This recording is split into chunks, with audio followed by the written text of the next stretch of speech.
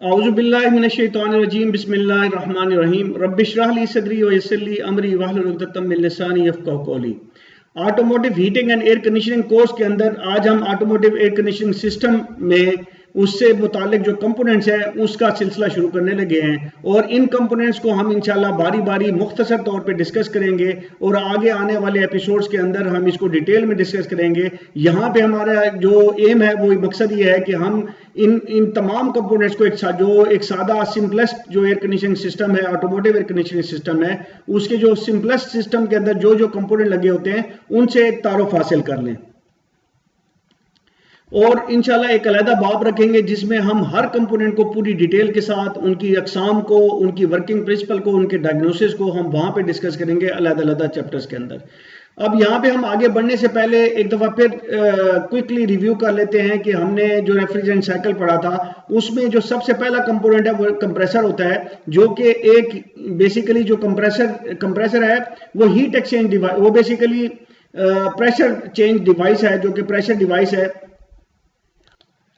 जो कि रेफ्रिजरेंट के प्रेशर को तब्दील करता है। जो लो प्रेशर पे होता है रेफ्रिजरेंट साइकिल, जब जो रेफ्रिजरेंट होता है वो इसमें दाखिल होता है गैस की सूरत में और इसको ये प्रेशराइज करके जब प्रेशर बढ़ता है किसी भी लिक्विड गैस का, तो वो प्रेशर के साथ साथ उसका टेम्परेचर भी बढ़ता है। तो compressor high pressure high temperature जो रेफ्रिजरेंट है इसको अपने से निकाल के इधर कंडेंसर असेंबली के अंदर भेजता है और कंडेंसर असेंबली अगेन एक हीट एक्सचेंजर डिवाइस है जो कि हीट को एक्सचेंज करती है, जो अपनी हीट को बाहर जो फिजा की हीट है जो इंजन के ये इंजन कंपार्टमेंट में लगा होता है कंडेंसर असेंबली रेडिएटर के सामने, वहां पे ये हीट को बाहर फिजा में फेंकता है। और फेंकता किस तरीके से कि इंजन का जो कूलिंग फैन होता है वो जब एसी आप ऑन करते हैं वो चलता है और वो इसमें से हवा को गुजारता है। जो बाहर की हवा भले 50 डिग्री सेंटीग्रेड पे क्यों ना हो, जो कंडेंसर में से रेफ्रिजरेंट गैस जो हाई टेम्परेचर हाई प्रेशर पे गुजर रहा होता है उसका टेम्परेचर बहुत ज्यादा होता है, तो उसकी निस्बत उसको बाहर की हवा ठंडी लगती है, तो वो अपनी हीट को जो है ना उस हवा में एक्सचेंज करता है।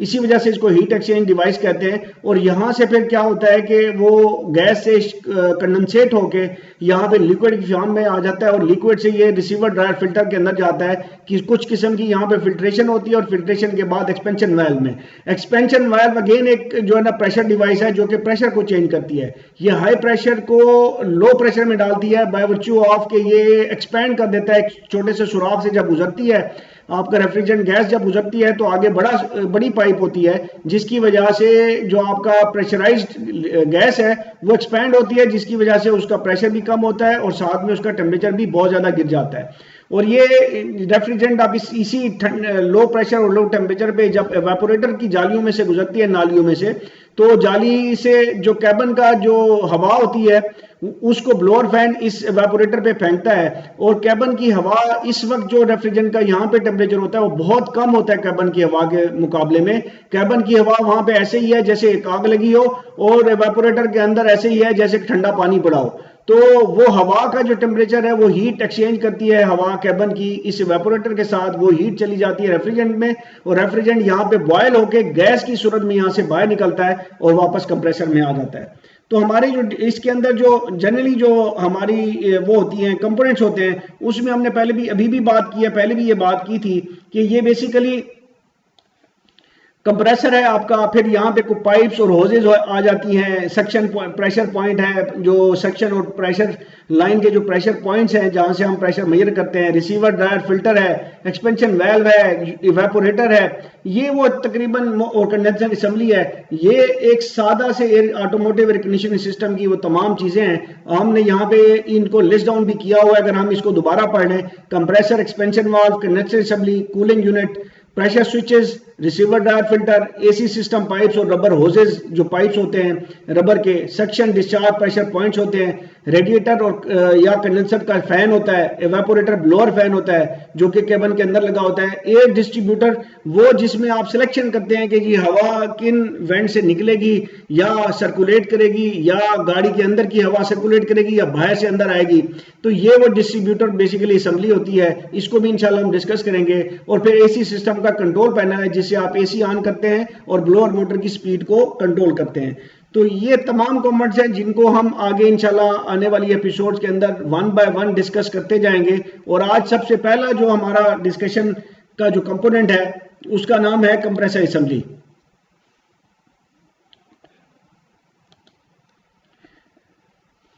कंप्रेसर असेंबली जैसे कि मैंने पहले बताया है कि ये एक प्रेशर डिवाइस है।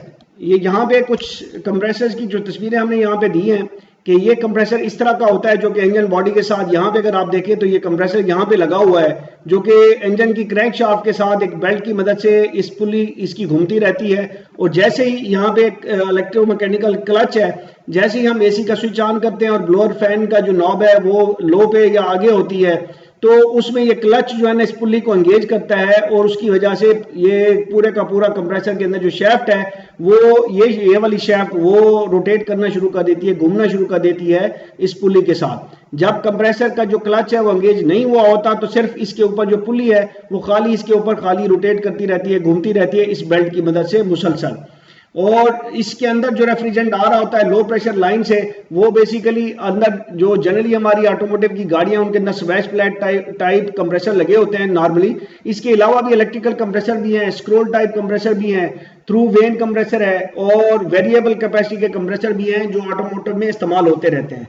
ताहम इन तमाम की जो वर्किंग प्रिंसिपल है इंशाल्लाह हम उनको एक अलग बाद में देखेंगे। अभी हम एक स्वैश प्लेट वाले कंप्रेसर को मद्देनजर रखते हुए, एक जनरल कंप्रेसर को मद्देनजर रखते हुए यहाँ पे बात करते हैं। गाड़ियों में कंप्रेसर मुख्तलिफ इक़साम में इस्तेमाल होते हैं। इससे पहले एक प्रेशर डिवाइस, जैसे मैंने पहले कहा कि प्रेशर डिवाइस का मतलब ये कि कंप्रेसर ने रेफ्रिजरेंट का प्रेशर चेंज करना है, तो ये लो से हाई पे करता है प्रेशर को। और जब भी याद रखें प्रेशर चेंज होता है किसी गैस का तो उसके साथ साथ उसका टेम्परेचर भी बढ़ जाता है, उसका चेंज होता है। गाड़ियों में कंप्रेसर मुख्तलिफ इक़साम इस्तेमाल होते हैं, ताहम इनमें बहुत आम मिसाल स्वैश प्लेट टाइप कंप्रेसर की है। सामने ऊपर दी गई तस्वीर में एक आम तौर पे इस्तेमाल होने वाला स्वैश प्लेट कंप्रेसर है। कंप्रेसर की तमाम अक़साम की वर्किंग को हम इंशाल्लाह आगे चल के तफसील के साथ डिस्कस करेंगे। फिलहाल हम कंप्रेसर के मकसद को देख लेते हैं। कंप्रेसर किसी भी किस्म का क्यों ना हो, इन सब का एक ही मकसद है और वो ये है कि रेफ्रिजरेंट को इसकी गैस यानी कि वेपर हालत में कंप्रेस करना, यानी कि उसका प्रेशर बढ़ना। यहाँ पे ये बात याद रखने की बात यह है कि रेफ्रिजरेंट पूरे एसी सिस्टम के मुख्तलिफ कंपोनेंट में से मुख्तलिफ हालतों फेजेस गैस या लिक्विड में से गुजरता है। कि रेफ्रिजरेंट जो मुख्तलिफ कंपोनेंट है गाड़ी के ऊपर ऑटोमेटिव एसी सिस्टम के अंदर, उनमें से जब गुजरता है तो उसकी हालतें चेंज होती रहती हैं, यानी कभी गैस बनता है कभी लिक्विड बनता है और इसी वजह से ही हमें एयर कंडीशनिंग मिलती है। रेफ्रिजरेंट वेपर का बॉइलिंग पॉइंट, रेफ्रिजरेंट जो वेपर गैस है उसका जो बॉइलिंग पॉइंट है रेफ्रिजरेंट कंप्रेस प्रेशराइज होने पे बढ़ जाता है। कि अगर रेफ्रिजरेंट नॉर्मल हालत में अगर वो कंप्रेस नहीं हुआ, अगर उसका वेपर का रेफ्रिजरेंट गैस का बॉइलिंग पॉइंट 100 डिग्री चार्ली है तो कंप्रेस होने पे वो 200 डिग्री चार्ली हो जाता है। यानी कि वो बॉयल तब होगा जब कंप्रेस हालत में अगर आप उसको बॉयल करेंगे तो वो 200 डिग्री चार्ली पे कंप्रेस होगा, तो प्रेशराइज होने पे बढ़ जाता है। और यही एक ये फिजिकल फिनोमेना है जिसको हम इंशाल्लाह आगे एक चैप्टर के अंदर बहुत डिटेल के साथ डिस्कस करेंगे। और साथ ही वेपर का टेम्परेचर भी बढ़ जाता है, जैसे ही प्रेशर बढ़ता है तो टेम्परेचर भी गैस का बढ़ जाता है। यही चीज आगे चल के एयर कंडीशनिंग में मददगार होती है। अगली चीज ये है कि रेफ्रिजरेंट के लिए जरूरी है कि कंप्रेसर में दाखिल होते और निकलते वक्त एक गैस की हालत में हो। ये बहुत इंपॉर्टेंट चीज है। अगर कंप्रेसर में लिक्विड दाखिल हो जाता है खुदा ना खास्ता तो कंप्रेसर जैम हो सकता है, सीज हो सकता है और मैकेनिकली फेलियर हो सकता है, क्योंकि जो लिक्विड है वो कंप्रेस नहीं हो सकता, उसको आप कंप्रेस नहीं कर सकते, गैस कंप्रेस हो सकती है। यहाँ पे ये अमर भी याद रखें कि गैस को कंप्रेस प्रेशराइज किया जा सकता है जबकि लिक्विड को कंप्रेस नहीं किया जा सकता। जैसे इंजन के पिस्टन सिलेंडर में भी एयर फ्यूल मिक्सचर को कंप्रेस किया जाता है और अगर सिलेंडर में पानी लिक्विड आ जाए या फ्यूल लिक्विड जो कि लिक्विड की सूरत में होता है की मिकदार बहुत ज्यादा हो जाए तो चूंकि लिक्विड कंप्रेस नहीं होता तो अक्सर ऐसे केसेस में पिस्टन कनेक्टिंग रॉड या क्रैंक शाफ्ट टूट जाते हैं। इसी तरह इसी कंप्रेसर में भी अगर रेफ्रिजरेंट लिक्विड हालत या लिक्विड फेज में आ जाए तो कंप्रेसर अंदर से टूट फूट का शिकार या बिल्कुल जैम या लॉक हो सकता है। गाड़ियों में एसी कंप्रेसर जनरली इंजन से एक बेल्ट के जरिए ड्राइव लेते हैं, जैसा कि मैंने यहाँ पे दिखाया है। कंप्रेसर पे एक इलेक्ट्रोमैग्नेटिक क्लच कंप्रेसर पुली से मुंसलिक होता है जो कि बेल्ट के जरिए इंजन के स्टार्ट होने पे मुसलसल घूमती रहती है। एसी स्विच ऑन होने पर इलेक्ट्रिकल क्लच घूमती पुली और कंप्रेसर की मेन शाफ्ट को घूमती, ये जो पुली है और इसकी मेन शाफ्ट इस क्लच के साथ कनेक्टेड होती है, ये वाली मेन शाफ्ट, तो इसके साथ मुंसलिक हो जाता है, जोड़ देता है, जिससे कंप्रेसर का इंटरनल सिस्टम घूमना शुरू कर देता है, जिससे रेफ्रिजरेंट को प्रेशराइज कंप्रेस किया जाता है।